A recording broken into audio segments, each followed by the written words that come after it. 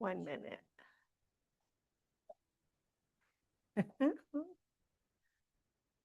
These are my favorite though, buyer agency agreements. They're so fun. Yes, I have to tell the story about when I had my first buyer agency consult. Oh, I had a big, little table at this office because I was at a different office before I came to Keller Williams. It was Century 21 All Pro. No training whatsoever, nothing. And so I thought, okay, Sandy, here you go. I had this buyer. And so I had all my contracts and I laid them all out. And then I just read them one by one as I went. And that was the first time I'd ever read them. No, before they got there. I got there 3 hours early to the appointment because I didn't read them beforehand because I worked full time. So I did all that, and then so 3 hours worth of preparing at that one setting was like, oh my gosh. But it did help when he got there and I went over everything. It was like that was so helpful. So the one thing we find a lot of is agents that are new. They get a buyer and they have this buyer agency agreement, and they're like, I don't know what to say. I don't know what to do. I'm like, have you read the contract or the buyer agency agreement? And usually they say no, they've never read it. So I go back and I say the best thing you can do for yourself is read it. And it's not fun reading, but it's very simple reading. It looks a lot like it's a lot because it's like boring looking pages, but it's very simple and a lot to do with the broker. Um, help me. the no, the bro. Yes. Oh my gosh, I meant to bring that. But anyway, I'll find it here. Yes, the brokerage relationship disclosure. I meant to bring one and make sure you guys knew what it looked like. Do you know what it looks like, you guys? Have you seen it before? I'll have Brandy, if you don't mind asking her to print one out for us. It's the main topic of every contract we have, and it takes up the most verbiage of every contract we have. And yeah. It is all in that. It is, but I want him to see the form because it's required to be given, is why. Yeah. Yes. So this form is required to be given at the first opportune time, you know, with your client, with your customer, right? When you first get started with them. And this gives them all the ways that you can be represented in the state of Missouri. So it kind of, if you can, when so the brokerage relationship disclosure is, you have one? Yes, he has one. So this is what it looks like. And that's the first thing that you hand to all your clients when you're meeting with them, like at the office or wherever you're doing this stuff. That is talked about in every contract we have. And so that one there will be filled out as a transaction broker and a designated buyer agent on that. So those two boxes are checked. Those are the only two ways we represent clients in this office. So you can, in the state of Missouri, be a dual agent, but in our office, you cannot. So that's a pretty big thing, because I always got confused. I'm like, well, it's legal. Why can't we do that? But yet our office says, no, you cannot do that. So that document, it will be talked about in every contract we do today. So anyway, okay. So this, okay. So we're going to go over the exclusive buyer agency contract first.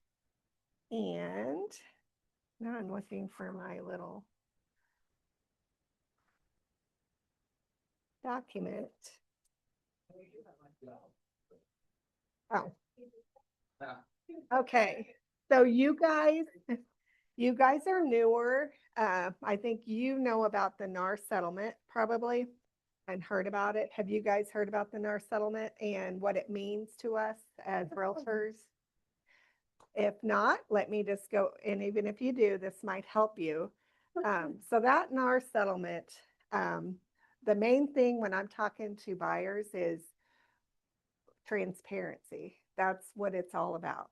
They don't want us to avoid commission uh, talks. They want all of our clients to know who's paying and who, whether or not they would end up paying or whatever. So they came out with the buyer agency. They wanted us to have the buyer agency agreement completed prior to going to show houses. Used to, we just went in and showed houses to people. They don't know who's paying who or if they owe anything or anything like that most of the time. So if we, and whoever did that back then showed showed people without one, it's like, why are you doing that? Like, do you have that much time on your hands, to go be a tour guide? That's what I call it. So the best thing to do if someone's gonna, well, what you have to do now is when you're going to show a home, the first step is to call them into the office. We feel like it's a more professional, setting for people. Hey, and sit down with them, go over agency, that document that we just handed out. Yeah, let them know these are the ways you can be represented in our office. Find out if they're pre-approved and things like that. And there's a little more things to do, but we're going to go over how to complete this. So anyway, you got to have one of these to show people houses. I have caught an agent that didn't have one though, I will tell you that. And this is how I caught him, is I had a listing and the day before there was one showing and it was he scheduled the showing and he came in, showed the house, and I knew that. He gave the feedback. The next day I got a call and it was from a guy and I didn't need a buyer agency agreement because it was my listing. So I'm doing whatever I can to get, this house sold. So I showed the guy, I made sure I got his proof of funds. He was paying cash and his driver's license. And so we go look at the house. He comes out, he goes, I want to buy it. Okay. I said, do you want to bring your wife on? Because I knew it was him and his wife. He said, to see it. No, she saw it yesterday. I go, she did. I go, then you have an agent. And he goes, no, we don't. I go, you don't? Because by the NAR settlement, we do. We do have hired an agent already. And so I said, so that agent needs to be writing your offer. And he goes, we did not sign anything, and I want you to write my offer. So anyway, I got out of there and I went and called the agent and I go, what are you doing? And he goes, what do you mean? And I go, why are you showing houses without a buyer agency agreement?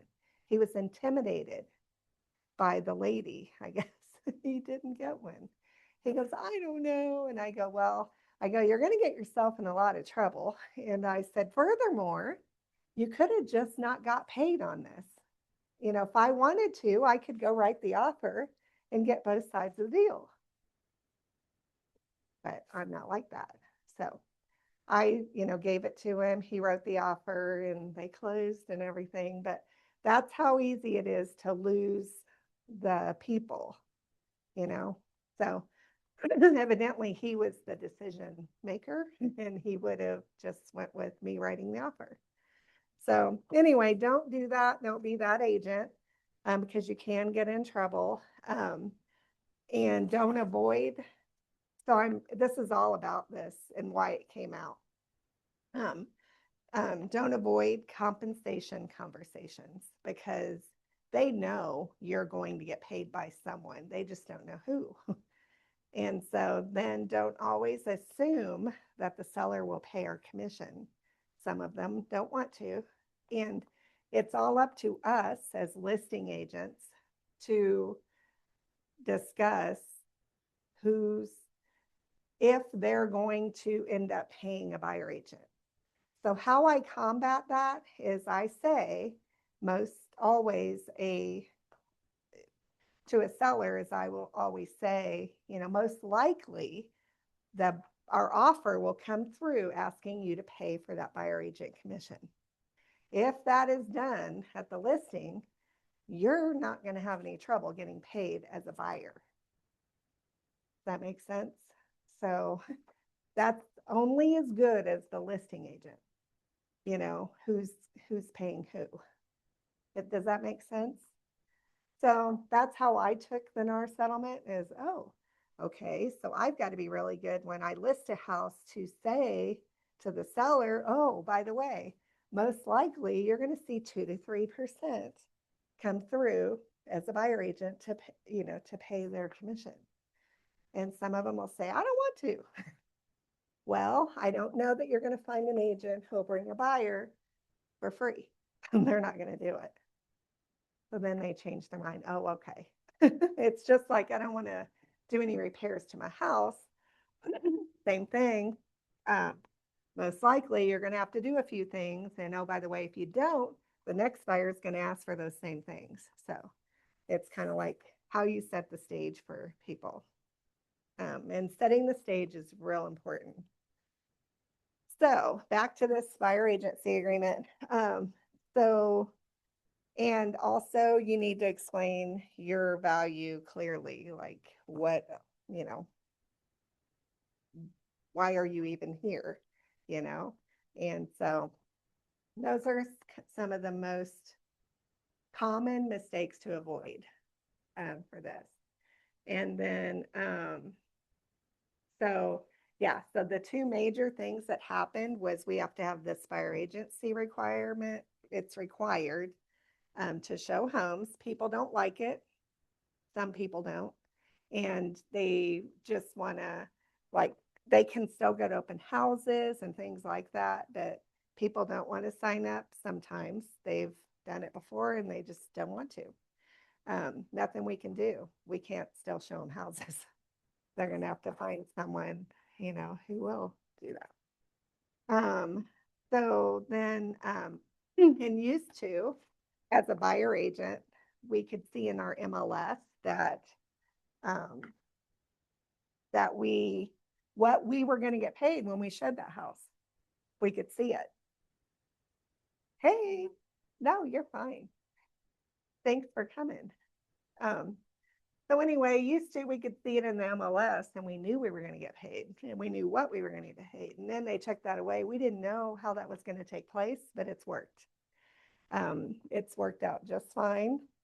I've not put an offer in anywhere that, now, if the buyer wants to lowball the house, yes, you might see some pushback on your full commission. That's when they want to maneuver that, like, oh, you want to do that? This is what I'm going to do. We're going to take some of your commission. Yeah, then I'll do that. And then quickly things navigate to the right way. So I could go on about this forever. But there's just a lot of little things. But basically, this document, you're going to use it every time you have a buyer. And so let's see. So yeah, that's basically, I wanted to make sure y'all knew how that all came about. But I explain it as it's transparency for buyers and sellers. Who's paying what and why and when. So, okay, so this buyer agency contract, yay, hey, we got a buyer and here we go. They're going to hire you. I say this is the document that hires me to work for you. Are you ready to do this? And usually they are. So there we go. We get their legal name and we put it right there. And also make sure you get their driver's license, and you're going to find out they might have two middle names or, but they're not telling you that. Also, if you have a husband and wife sitting there, and they say they're married or whatever, I've had so many things happen. Yeah, they're married, but not to each other. They're married somewhere. They're both a married person. Um, VA financing won't let a VA veteran have someone they're not married to on the contract. So I've had people get married to go ahead with the sale. uh-uh. Won't let, so I had this happen and they've been together for years, but he was the veteran, she was single, um, not a veteran at the time. I think she is now. But anyway, for them to, they had to be a married couple too. And so it was on a Friday, we found that out. Saturday, they got married. Monday, we bought the house. Yeah. Now they're wondering, would he have married me? That's what she said. I'm like, oh my gosh, no, he just wanted the house. This just happened. They've had it for like 7 years. Mm. So, anyway, so you have to have their marital status. I did also have a single guy um, say he was single and then came back. Todd, I think, called me and goes, Sandy, he's married. I go, oh, he is? He told me he was single. And he goes, yeah, he's married. So I said, I go call him and I go, hey, are you married? And he goes, yeah, but I haven't seen her for like 10 years. I don't know where she's at. And I'm like, oh, okay. Well, it takes one to buy. He could still buy the house. But when he goes to sell it, he's got to include her. So that was going to be the problem. And it was my job to tell him that. So he ended up going ahead buying the house. And I sent him a couple of referrals for an attorney to get her off of it because she was nowhere to be found. And they did. So you had a question?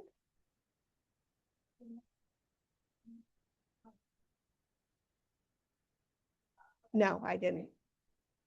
Mm.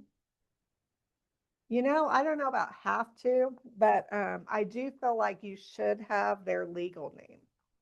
And if it includes their middle initial, I think we should, you know? Yeah, I do. I have them write it down. And I was going to, veterans, if it's a VA loan, they have to go by the way the name is on their ID card. Yes. So that's a big thing. Yeah, you can do it either way. Now, when lenders may prefer a certain way, and if you don't have the middle initial and they come back and go, well, they put in their application with the middle initial, so then we just do an amendment and we change all contract docs to reflect the correct name. Yeah. So that's how that works. And then this contract, I always say, is between them and my broker. Because if you notice, everywhere's talking about broker on here. It's not talking about a salesperson at all, or a real estate agent or anything. So then I say, so that's usually my first thing. And then I'll say, well, back here, my name will be on this little block. And then Darren, our managing broker of the office, will assign this to me to work for you. Does that make sense? So that's how I frame it. Because they're like, broker, are you the broker? No, I am a broker, but I'm not the managing broker. So, which I'm grateful for. So anyway, so that's why Keller Williams Southland Partners is here and not Sandy Paxton. So, and then it just appoints us to assist the buyer in getting a property. So, um, then on number 2, it's just going to talk about, you just fill in whatever they're looking for. If it's a residential property, just a house, you just check that. Uh, I don't know what the income is actually. I've never checked that. Do you know, Marcia? I don't either. I just realized it's even there. Vacant land, commercial, you can do. There are also commercial documents too, by the way. Yes. So income would be like if they're planning on renting out. Oh, investment. Okay, I would always put other investment property, but okay, that makes sense. Income producing. Okay. So then general location, they don't want you just to say Johnson County or Cass County. They want you to put the state because there is a Johnson County, Missouri, you know, and there is a Johnson County, Kansas. So make sure that you put the correct um, counties with the um, state there. And then um, approximate price range.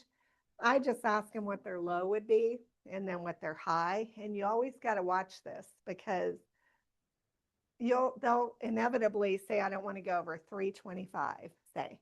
And then the next thing you know, we're selling a house to them for 385. So watch that because now your buyer's agency isn't reflecting what it should. So you got to do a change form. It's just one document to say, it's just called a change form. Yeah. And it's for buyer agency and listings. So make sure you keep an eye on that. Also, if they change counties, we want to change that too. So terms of the agreement, I will not do one for less than 6 months because if you're, and that varies depending on our economy. Like, how long is it taking to find a buyer house, you know? Or, you know, I just kind of play that by ear. And also for listings, I do the same thing. Play it by ear. What's our economy doing? Is it taking a year to sell?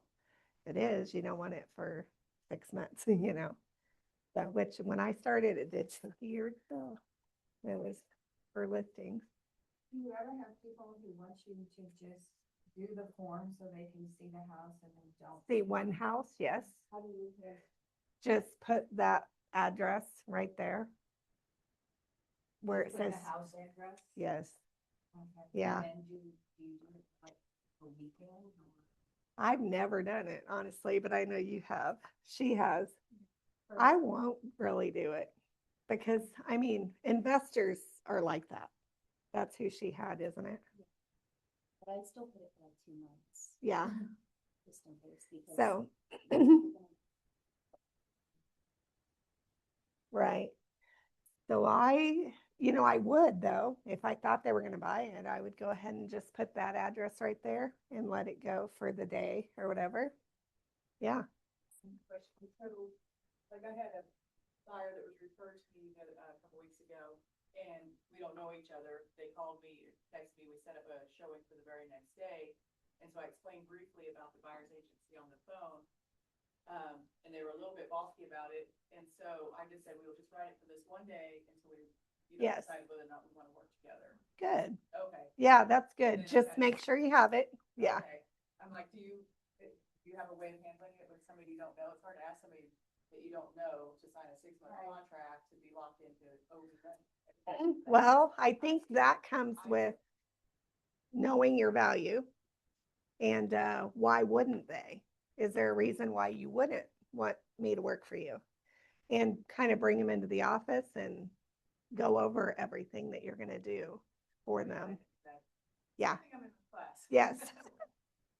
I think that helps a lot if you get them into the office, into that professional setting and go over everything. I just feel like it just solidifies what you're doing.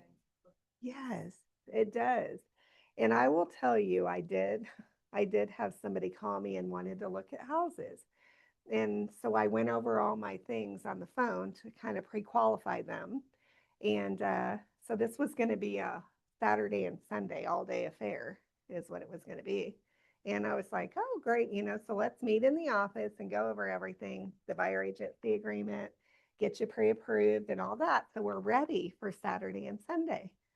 She didn't want to do that. She just wanted me to show her houses. And then I don't think we had to do this. So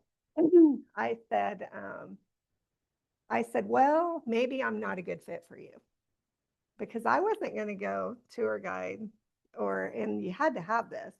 And furthermore, if you're not going to get pre-approved, you're not serious. You're not going to buy a house. So I just told her, maybe I'm not a good fit for you. You know, you may want to, find someone else who will do that all day Saturday and all day Sunday and not get pre-approved. I wasn't. And so anyway, she got mad, very mad. And it was her husband who I was speaking with anyways. And then she came on, she got really mad. She gave me a bad review.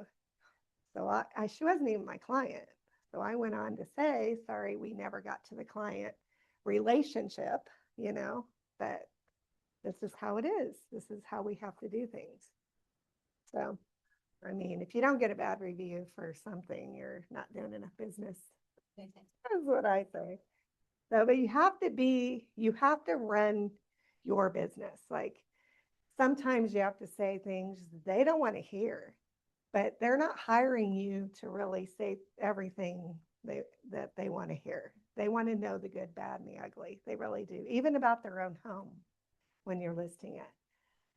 So anyway, my terms are right now are for 6 months is what I put them for.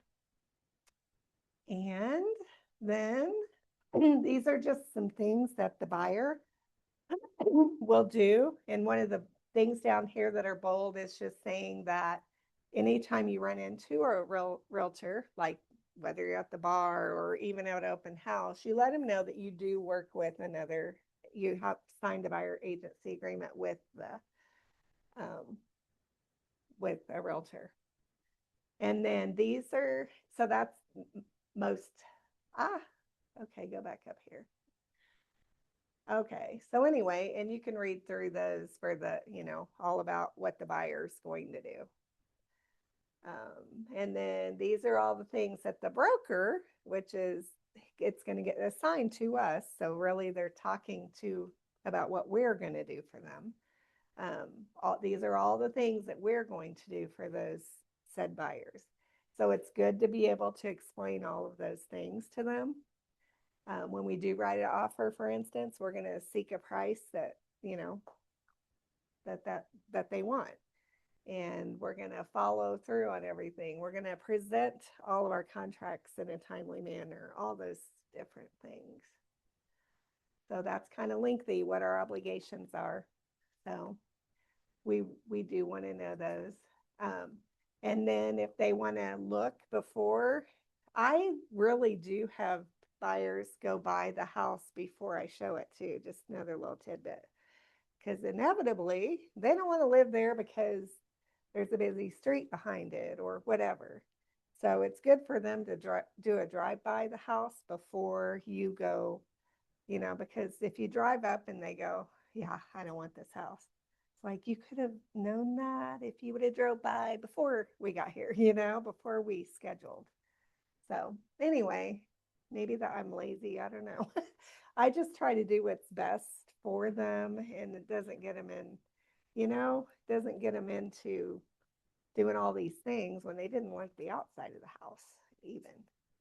So, and also, we are not, I think this is good. I was reading this earlier. I hadn't really honed in on that K, where it says broker may search for properties in MLS, and broker may, but is not required to, conduct searches or inquiries from other sources. So I always thought we were kind of required to look around other places, but we're not. We can, but we're not required to. For instance, for sell by owner sites. And so then here we go for compensation to the broker. There is no set fee, by the way. There's no set fee. If you wanted to charge, if you wanted to leaf blow their leaves for them in the fall and put mulch for them and charge 4%, you can do that. You can do whatever, it's your business. So you can have your own set fees. There is no required, level plan. There's no level plan. So even though we have that sitting there, that's just an example, not It can always be, and uh, also they can always be negotiated, our fees. And the way I handle that is for myself, when they start going, well, what do you charge? Well, this is what I charge. And then they say, is it negotiable? No, mine isn't. The fee itself is negotiable. Like you can go somewhere else and get cheaper if you want to, but mine is not. I said I worked too hard to get where I got. And I feel like I just not gonna do that. I'm not a reduced rate realtor. That's what I tell them. And then furthermore, if for instance I were to charge 3%, uh, and 1% goes to the broker, 1% goes to Uncle Sam, 1% goes to me. So if I'm giving away any of that 3%, whose am I giving away? My own. And so the other thing, if you find someone who will give away their own money like that easy, what do you think they're going to do with yours? That's the other thing. Those are two of my favorite for that. And it usually works. They're like, oh, okay.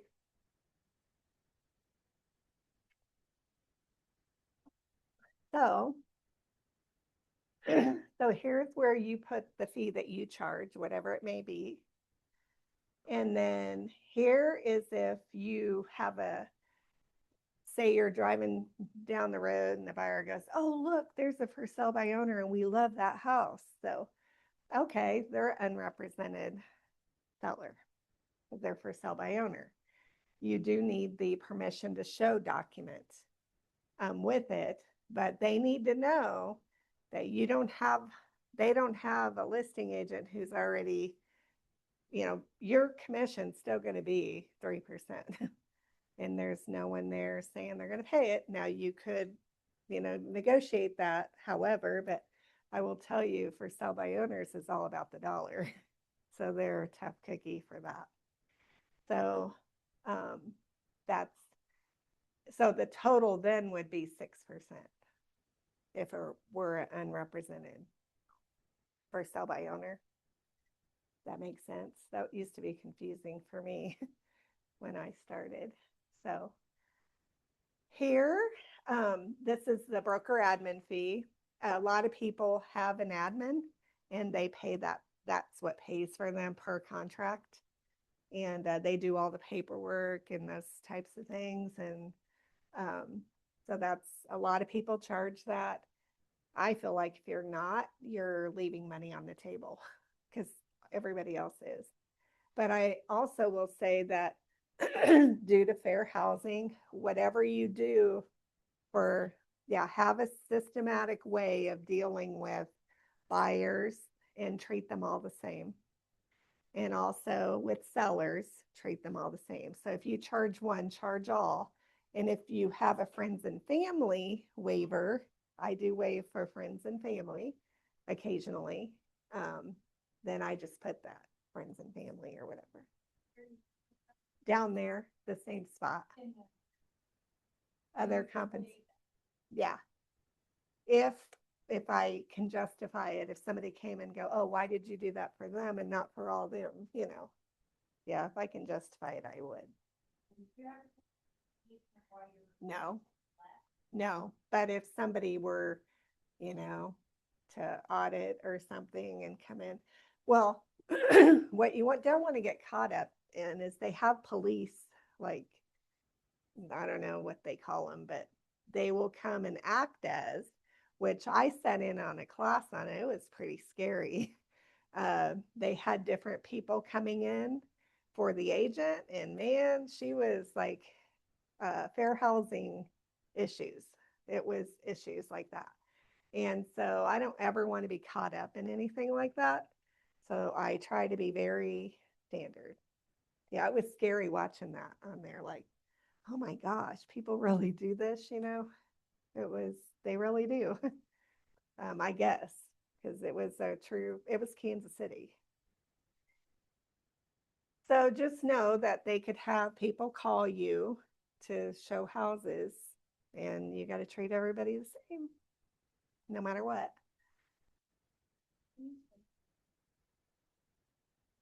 Yeah, I just say waived. I don't really put, I bet I know why once I see their name.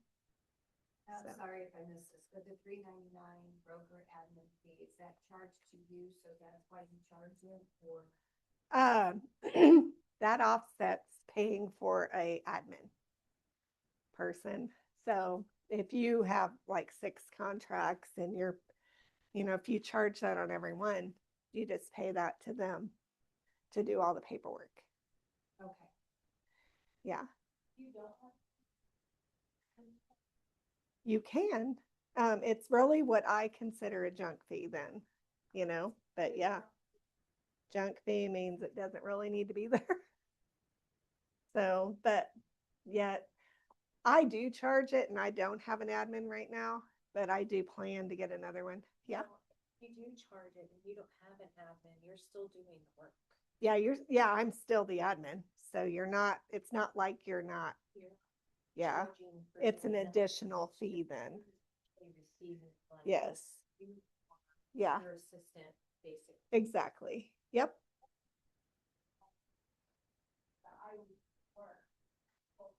And it also helps to offset your photos or your gas and on a buyer agency, it offsets your gas. And also I bought washers and dryers before. I have one. And so, I mean, that didn't pay for it, but yeah. That's why I was Yeah, I'll tell you how I had to buy the washer and dryer just so you don't ever do it. It was in the past 5 years. So I had several deals going on. Somebody called me on the phone while I'm driving and they go, "Hey," and I thought it was the wrong agent that I was thinking in my head. And she goes, "Does the washer and dryer stay with that?" Which is a dumb question for an agent to ask because it's on the seller's disclosure. She should have just looked. So anyway, when she called and asked me that, I was thinking of the wrong property. And I go, "Oh yeah, it does stay." It didn't. And so I felt bad for saying that. And I said it stayed, so I made one stay. So we just went to Home Depot, had them delivered. They got new ones. I just want to always be known to do the right thing, always. So, yeah. Did I have to do that? Not really, because verbal stuff doesn't matter. It was the fact that I told her that is why I did that. So, anyways, so then a retainer, that's pretty new because of our settlement. I've never done that. So I don't even know what to tell you on that. It's much like an attorney who collects a retainer fee. I've never done it. So if it's something that interests you, there is an addendum that you would attach to this if you check that box right there. Okay, so then see that brokerage relationship disclosure again? You're going to see it in all of these. So carefully read that. They want the buyer to. So wherever they bold print, I feel like it's worthy to tell the buyer what it says. I don't want to read the contract to people, but yet I don't want them to come back to me and say they didn't know. So that's why I even go over this with them. I give them just enough that they're going to remember during our consultation, they heard something about that. So, so then, this is if a contract terminates, and I've never had this happen either, but where somebody came back and they're like, psst, psst, to the seller tells the buyer, "Hey, when you get out of that contract, come back and I'll sell you this house," or whatever. You're still deemed a commission because you showed it for 120 days. Now, how do you know that happened? I don't know. I don't know that part. You'd have to be out there watching, and I don't have time to watch that kind of stuff, but I'm sure it happens or it wouldn't be in here. So Um, let's see. So, yeah, I would just read through, like I said, all of these uh, bold prints. Well, looky there. What do we got again? The brokerage relationship disclosure. The thing is everywhere. And that's why I always start off all my consultations with it. I say, you're going to see this more than once. You're going to see it today. You're going to see it when we make an offer or when we get an offer on our listing, you're going to see it again. So it's a big deal. So I do tell them all these down here, buyer agency, I circle the ones that I talk to them about. I don't talk to them about that because I don't do that. I talk to them about this one here.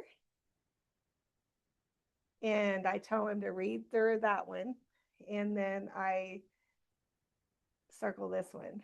And I tell them to read through this because this is actually how I am representing them.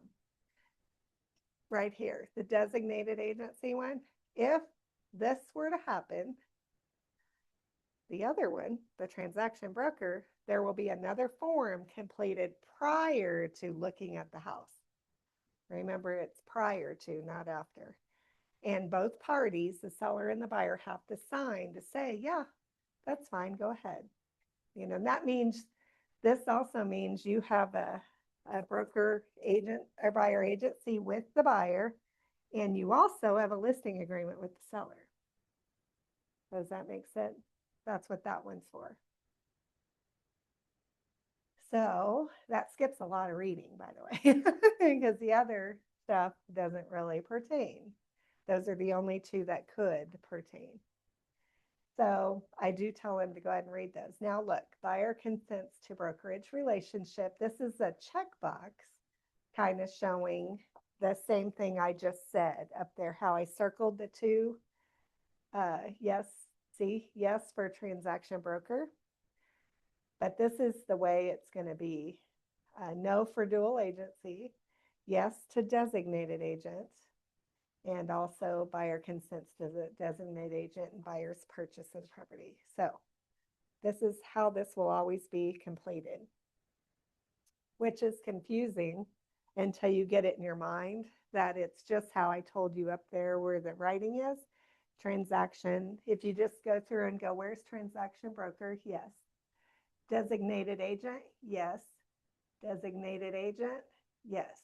But we don't do dual agency in our office.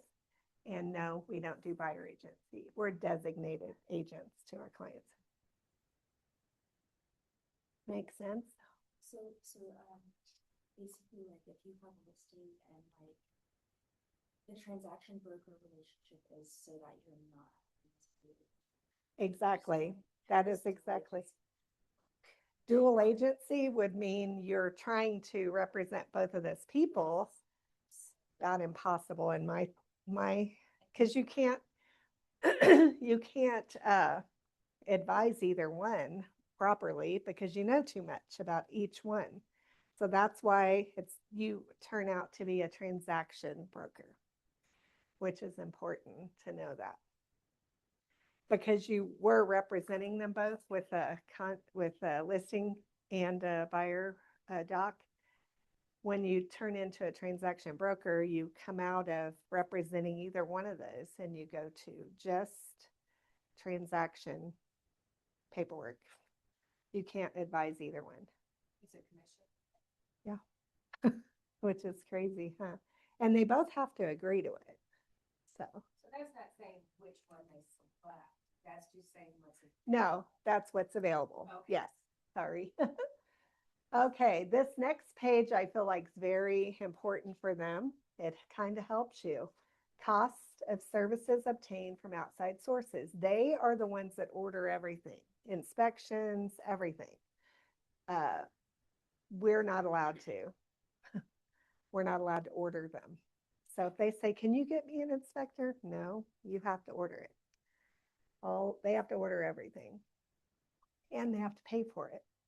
Disclosure of broker's role again. I mean, really? So this is where you perform you inform all prospective sellers and their agents, you know, that it's just make sure that your people know how they're being represented. Basically, that's what that means. And buyer's identity. Make sure you always get a copy of the driver's license or something that shows who they are. I think that's important. Other potential buyers, you could, if you were showing this house, it's saying, okay, if I had another buyer in the same price range, I can show that house too. I've had that. It's kind of a weird thing, but you can't tell each other about the other one either. So it's worse if you're writing an offer on each one. I feel like that's like dual agency in itself, but I've only had it once. So non-assignment of the contract, of course, can't be assigned to anyone else. Franchise, we are a franchise. We're independently owned and operated, and it's required to make sure that everybody knows we're a franchise in order to maintain our franchise status. So we have to make sure that box is marked. Property insurability. Buyers, whenever we determine a house, it's their responsibility. It's telling them that. It's their responsibility to make sure it's insurable during their inspection period.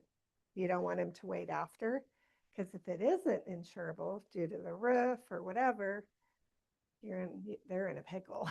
But most likely they won't get their lending anyway, if it's not insurable. Legal and professional advice, you get a lot of, will this help me get more money back on my taxes? Or if I buy this house, will this reduce my taxable income? Will this do this? We're not attorneys. Even if we know, we're not attorneys and we're not able to give them all this legal advice or professional advice. But what we can do is give them a couple of people who can, that's their field. This is the entire agreement. There is nothing else.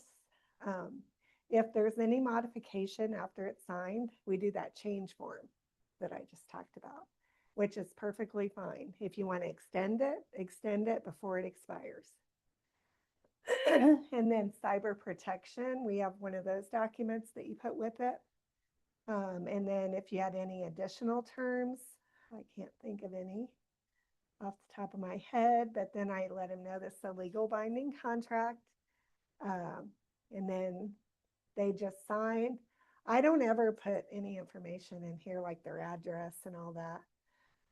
I don't think it's important to anyone.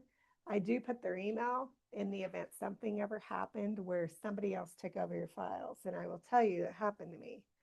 Yeah, my son passed away and I had a lot of contracts going on. I think I had 11 or 10 or 9 or something like that. I couldn't do it. I didn't want anything to do with it. So I called my broker. I said, take it, do whatever you got to do. And she said, okay. And so I made sure I did have all their information at the bottom. And she called me and said, none of them want me to help them. They want to wait for you. They waited for me, all of them. Amazing. But anyways, that's building the trust, and you do all that at the table, at the conference table. So then this is where it's assigned to you, the contract. And that's basically, I always make sure I got the right contract. That's how you know if it's the proper year that you're in, the latest and greatest. Because right when we're changing in January, it starts getting kind of crazy. But the main thing is to watch when you're completing the forms that the date's right, and that when you get the forms that the date's right. That makes sense? You guys have any questions about that? Man, that took almost a whole hour. Was it useful? Yeah.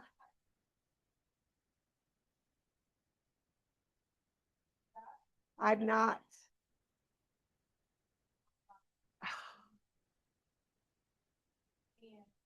Yeah.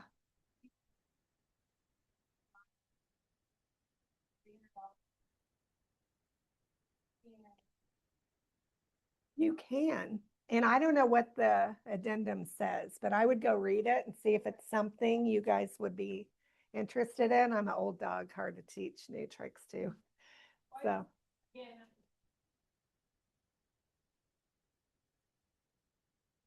well, the fact is, when you show a lot of properties and then they decide they don't want to look anymore, it hurts. Like, it's like, really? I spent all this gas. I haven't been with my family for dinner for 3 weeks. I just went through that. They don't care. They literally don't care. Yeah, you can certainly do business like that. So that's what- Mm. Oh, did they? Oh, figures. To prevent what you lose from just wanting me to be the tour guide for the day, knowing that they're on the hook for $300. That's true. If you feel like you've got someone like that, I'd be worthy to look into for sure. See, I don't know because I've never done it. Yeah, we can't collect any money. I do know that. So it probably goes through title, just like every other fee that we have. I would read that retainer addendum and see. Yeah, it's worthy. I mean, because that's a real thing. Okay, we have like 10 minutes. I don't know if you guys, do you want to do another class later? I feel bad for the listing agreement. Yeah, I went too slow, didn't I? Was it? Yeah, We could get the printed copies.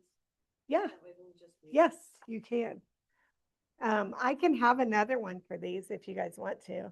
Like, maybe I'll check with Brandy on the when, and we can do that. Yeah, it's pretty simple too. But see, when you go through it, how simple it gets. It like really simplifies it. I feel it. And then, like, maybe we could still have like understanding that it's like the way we split. Oh, Like how they are meant to, how? Who? I guess the So, give me an example. No, the seller. Okay. So the sellers, how? So this, okay, so you have a seller here and they have an agent, right? Is that what you mean? They have an agent. They've already discussed what their listing fees are with, but that's the only one that's going to be on the listing agreement is their listing fee. And then the agent, it's her job or his job to say, you're going to have a buyer fee come through, commission, only it's going to come through on the offer. You're going to see it on the offer, especially for people who knew the old way to say, but see what the lawsuit was about was listing sellers. They were like, I don't like this. I don't like paying a buyer agent to lowball me. I'm paying their commission and they're lowballing me. Like, really? I don't want to do that. So, it makes it negotiable. They had no idea that it was ever negotiable because we weren't telling them that as a whole. We weren't, evidently, because the lawsuit was real. So, but the thing is, we don't ever, does that answer your question? It's going to come through your offer. Yeah, so we just basically negotiate. Yep, your commission will be whatever you send through the offer, like you did the other day. Yeah. So, so that's the difference. It used to all be done through the listing side, like when you put your house in the market, you know what you're going to pay your agent, and you know what you're going to pay that agent. Not anymore. No longer. Do you ever have people come by and say, or say the seller, for whatever reason, if they're not going? But Yes. maybe they might pay towards closing costs for your buyer, so your buyer can then afford to pay for it? I've had sellers say, I don't want to pay commission to the other agent. And then I let them know that that sounds good, but you're not going to find an agent who's going to bring you an offer. And if they do and you don't pay their commission, they're free to go down to the road to where someone will.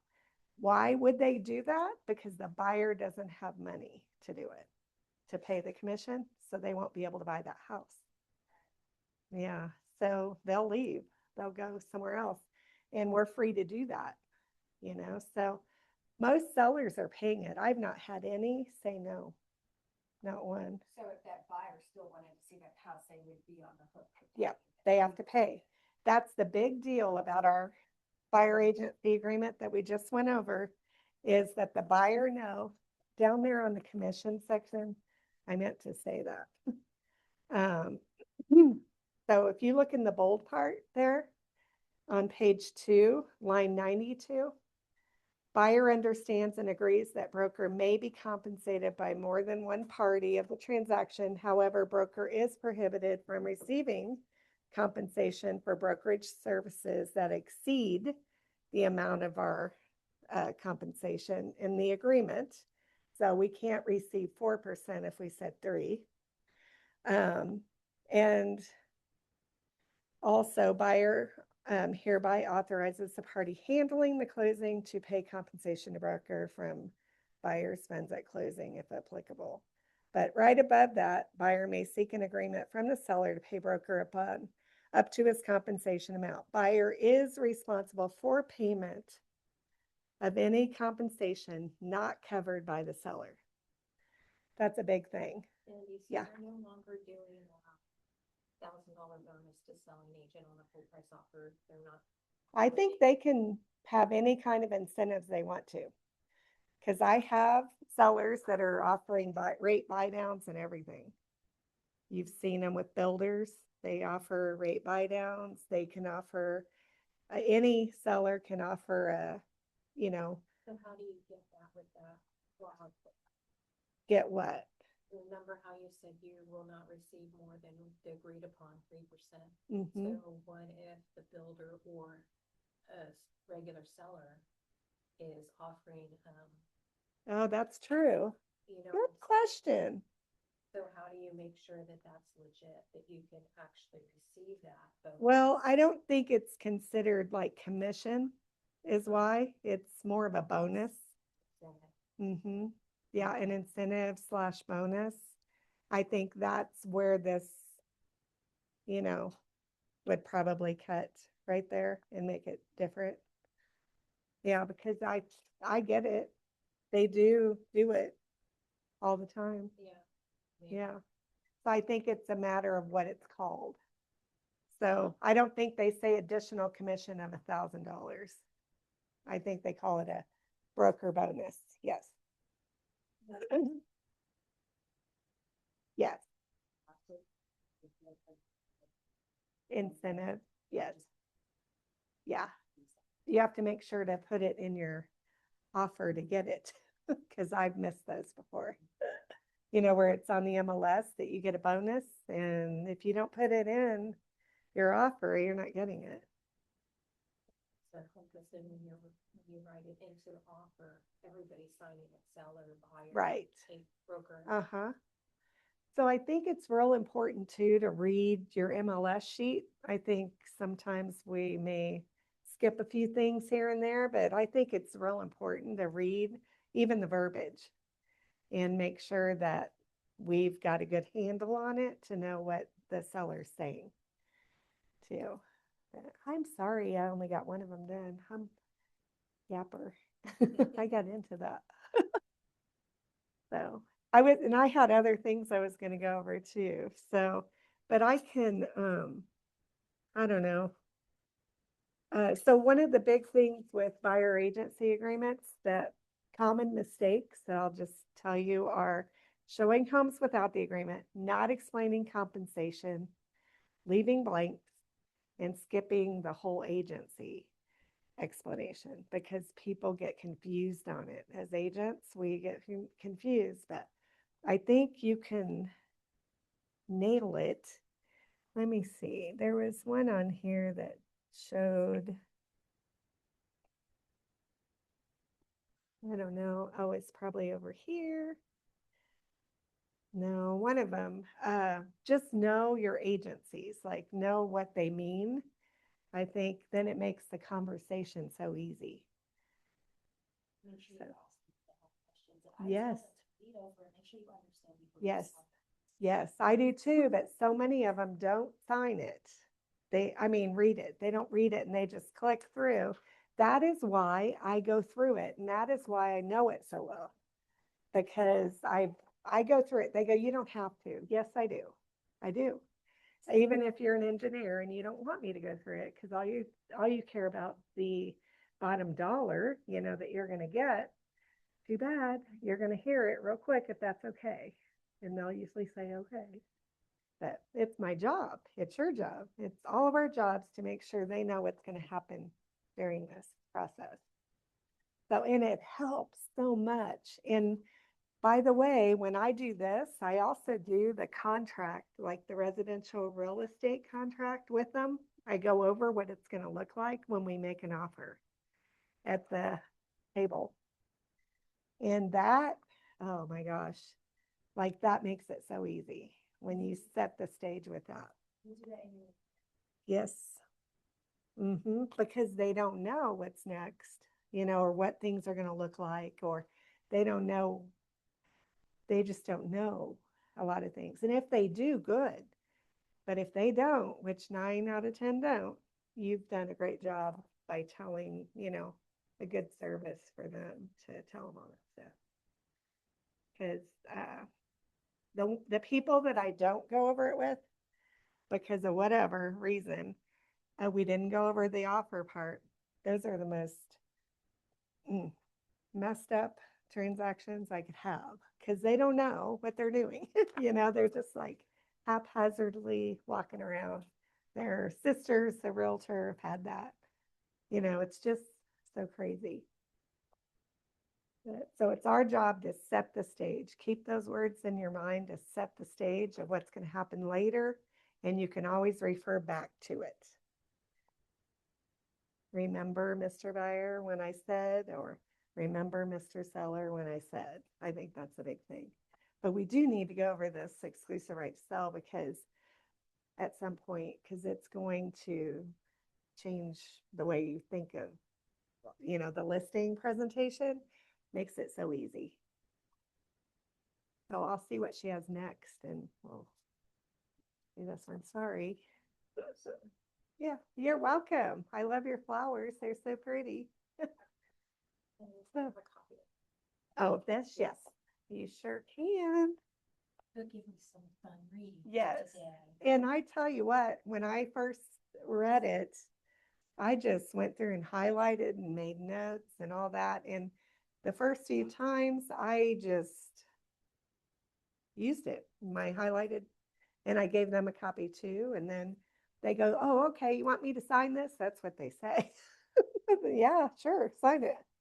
You know? So I said, or when you get home, I'll have it in your inbox to sign because it's easier to fill out on the computer, you know?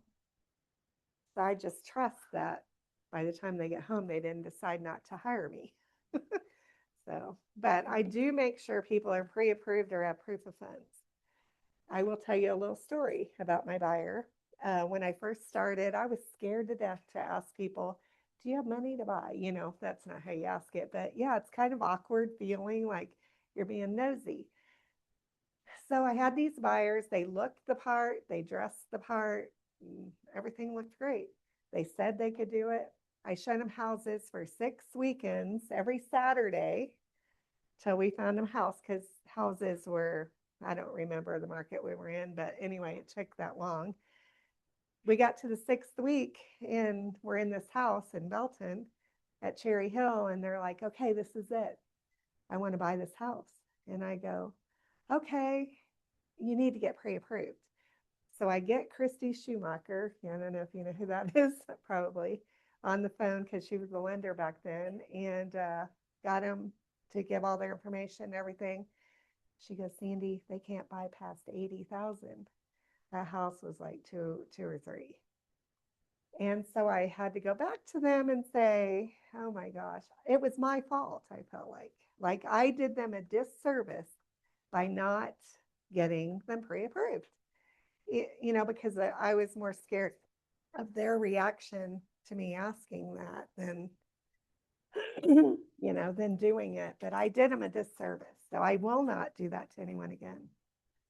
Come in and you have this meeting and then you ask them if they've been pre-approved and they're like, no, we're early in our process. Do you stop the meeting? No, I go Or ahead. do you have them stand up and then tell them before you show a property, or when do you? Yeah. So what I usually do, that was back when we didn't even have to have a buyer agency agreement or a pre-approval, nothing.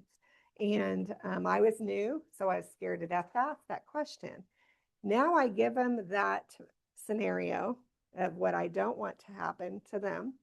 And while they're there, I either have them already applied or I have Todd come over if he's over there and sit with them and get them pre-approved. They can do that right there online. Yeah. Yep. Todd's real easy. That's why, I mean, www.toddbranson.com. Like, it's so easy.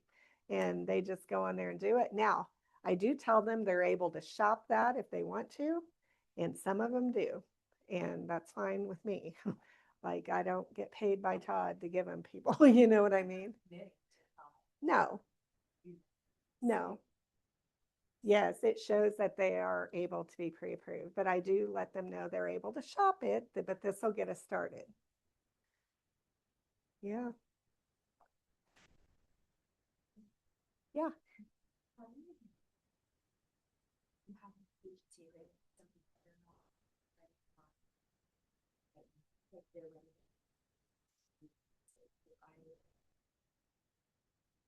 Or ready to buy, like they want to buy in the next year, like. Okay.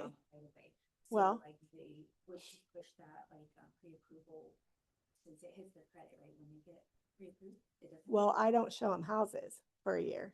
I don't. Oh, you just wait until they're actually. I will wait because if you get too many people that are going to buy in a year on your plate, you're not going to be able to service the ones who did hire you. And so Not a waste of time, but like I just. It don't is. See, like, why are we looking now if we're not? yeah, those homes won't be there and the prices are going to be different. And so, Income and everything's gonna be. Yeah, different, so they why get could- pre-approved now? Things are gonna be different, like, in a hit. Yeah, I even don't. if you- why are they coming to a realtor is the other question you may have. Okay, Mr. Buyer, why are you coming to me a year early? What are your plans? What are your thoughts? Kind of figure out where they stand with it. And then they may tell you, oh, by the way, I do rent but I did find out I could break my lease if I find the right house. Oh, see, that changes things. So they may buy then. They may. So really ask all the questions. Don't just let them say, well, a year from now. Right. Tell me more about that. Make sure to ask all those questions. So I have one that's like, they're gonna be ready to buy all of that. Because that's when- Yeah, I wouldn't sign them up but realize you could lose them because if they go to the local pub and the people next to them are a real estate agent, it's not because they didn't like you, it's because they were convenient right there for you. So if they're not ready to buy now, you could still go before, you know, put them on a drip campaign. Yes. Add them to that database. Yep. You Yep. stay in their face, you send them emails, you send them, you know, a start. Check in on them and yeah, all those things. I just wouldn't take them looking at houses because there's no need. The prices are going to change. Their status is going to change. Everything's going to change. But in the, people, they're like, they know they need a 4-bedroom, they know they need 2 bathrooms, 2-car garage. You can have stuff go to them and you can see what they're looking at, so you can see what they love, you can see. Oh yeah. And Yeah. they'll heart everything and Yeah, you're like, what oh. they want multiple times. So that allows you to get to know them, like this is their True. preference. So when they do get pre-qualified, you kind of already know that if you can get this neighborhood, this bedrooms, these baths, 2-car garage, and this price, you've got a really good day out with that buyer. And also on the flip side of that, for buyers, listings are the same way. You may think these people bought this house for life, like this is their final house, there, nothing's gonna happen. You never know. They might get divorced. He might lose his job. She might lose her, you just you don't know. So you never, those are the ones that just shock you. Like, you just, really? And you think they're in their forever home, and then you find out so-and-so is an alcoholic, and now we're getting a divorce, and these, all these things. Yeah. It's a true thing. Yeah. So never discount people thinking they're never going to move, because you never know. Yeah. So we have a drawing. Did you guys put your cards in? No. Paper. Oh, you can put a piece of paper. Yeah. I don't know how to shut this thing off.